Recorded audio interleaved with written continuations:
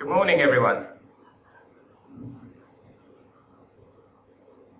Thank you, Lucky. It's fantastic to see you all here today, and especially so many people who've come to these events in previous years, and ex-colleagues who've come back to visit the site after years of not being here. So my name is Scott Martin. I've got two hats on today. Firstly, as organiser of this event with the Australian Institute of Physics, but to make things easier on myself, I cited this at my own site where I work every day, so I'm with CSIRO as well. This site is actually shared by CSIRO and the National Measurement Institute, NMI, and the sort of things that we do at CSIRO here are broadly based in physics and material science, and we do a whole range of projects with industry, such as mineral exploration, defence, aviation, medicine, automotive, consumer goods, telecommunications, and all sorts of other things. And the National Measurement Institute here holds a lot of Australia's physical standards, all of Australia's physical standards here, including things like the kilogram and the metre.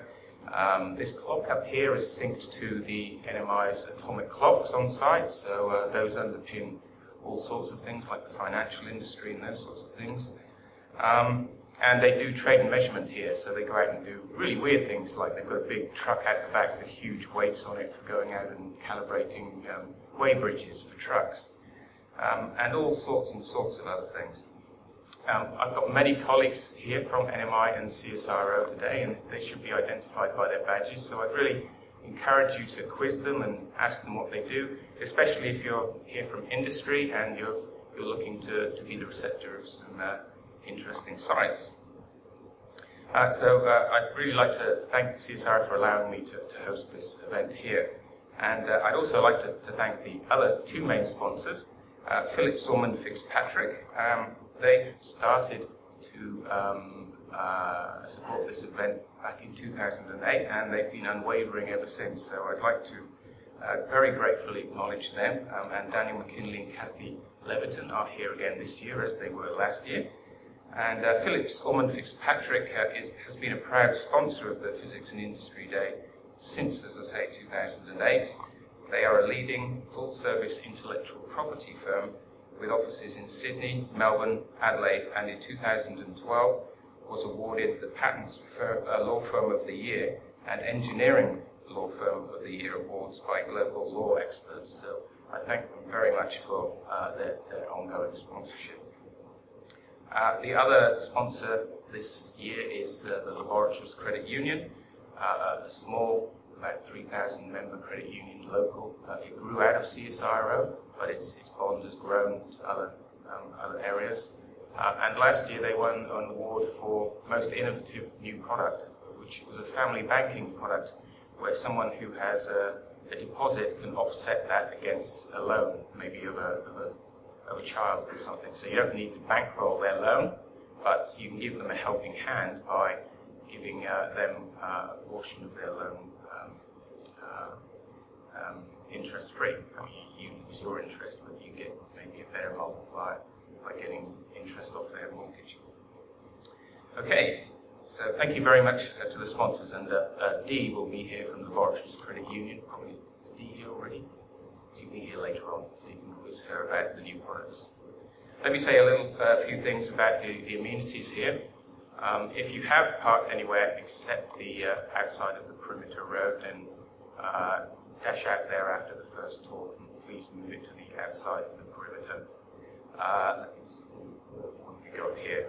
This is oriented so that you're in here in the theatre and you're facing this way. So these two doors are these ones here, in the beginning at the front in business class, and if you're travelling in economy, then you'd evacuate through the back ones.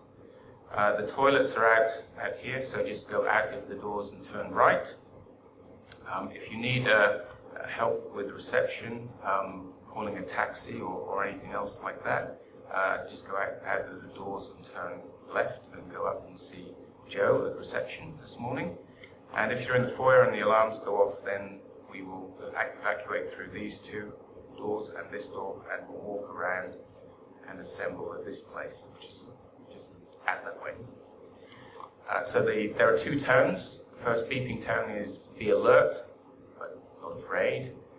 And if it starts whooping, then we'll evacuate in an orderly manner.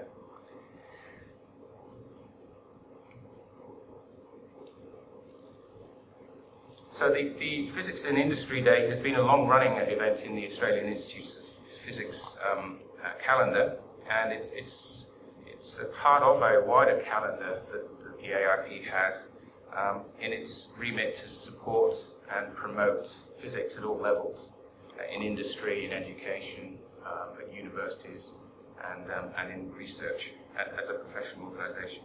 Membership of the AIP is open to anyone interested in physics, and they can sign up and become an associate member, and thereby getting all of the benefits, including a journal that comes out every 2 months. If you have the requisite professional qualifications as a physicist, then you'll qualify as a full member, and you'll then be able to use the post-nominals MAIP. And if you have distinguished performance in the physics field, you can even get to fellow of the AIP.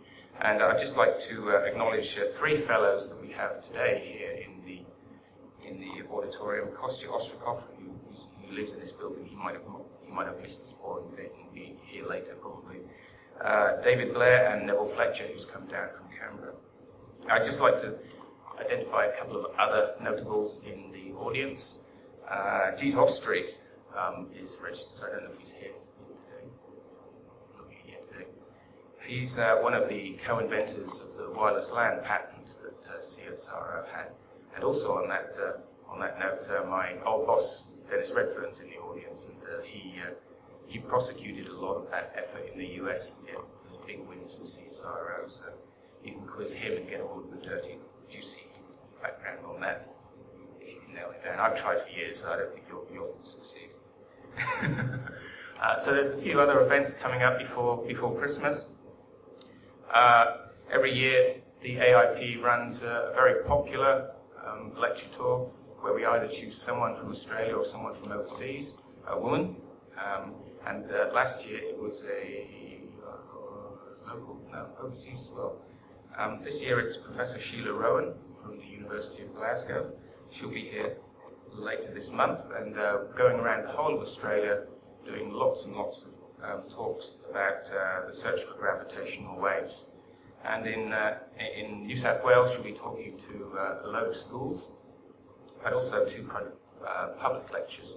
The first one in Wollongong at the Wollongong Science Centre on Friday the 14th of November, and then a very popular event at the Sydney Observatory that's actually on a Saturday night this year as part of a larger program. And it doesn't cost very much, but you do need to register at the Sydney Observatory website. We have our annual Postgraduate Awards Day later on, and after that we have something quite new for us, a talk on Aboriginal astronomy, and I think that one will go down very well. Right there. I know. So there's one fourth one, and that's your chance in December to listen to a Nobel laureate, and that would be Professor Serge Haroche from France. He got his Nobel Prize in 2012, and he'll be here to deliver this year's Dirac Lecture at the University of New South Wales. He'll be talking about blue sky research and why it really needs to be protected more than it is at the moment, so a very topical issue there.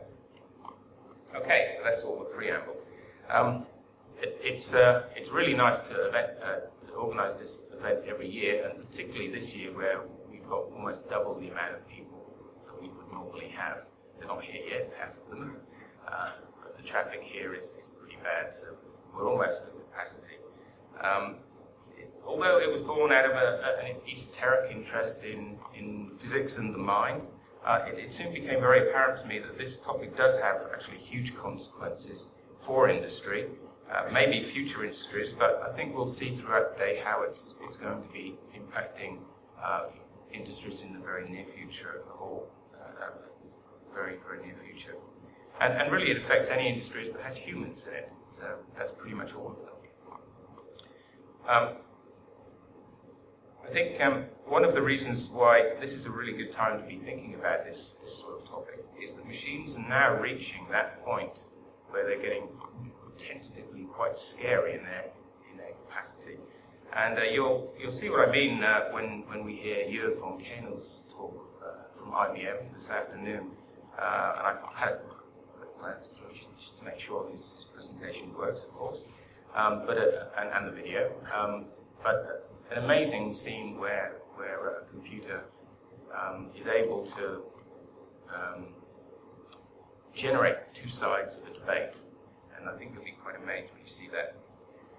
Two of the talks come from the physics area, and they explore the adaptation of physics frameworks to apply to areas where they weren't really intended to be used, in the area of human perception and decision making. In those talks, you will see some physics, but in general, the day is intended to be digestible by the informed general public. So you'll have to concentrate a little bit, and it may lose you in places, but hopefully not too much. There are two lines of inquiry today. The first is, what can physics and experience tell us about our minds? I'm often wrapped over the knuckles being a bit loose in terminology, and what I mean by mind is anything that relates to mind, brains, intelligence, and consciousness in general. So please don't wrap me over the knuckles too much on that one, because some of these terms do have very specific meanings. And the second topic for today really is how far along is the development of thinking machines? How can we use them? And how human can we make them? Do they ever become that human? And I guess the ultimate question that we're all really struck with is, and you'll really have to make your own mind up on this, is whether we are likely one day to create a machine that surpasses us in however you seek to define that. And this idea of the singularity, the point at which a human-made machine becomes equally as intelligent as a human, maybe that's not too far away, if you believe in that sort of thing. And Elon Musk, who's the real-world Iron Man, I think as he's often called, he's a bit like Tony Stark in the movies, said we're not just the biological bootloader for the digital superintelligence. Unfortunately, that is increasingly probable. Once we've made a machine that is more intelligent than us and can program itself, it's a bit like I'm a big Douglas Adams fan, and maybe some of you are as well.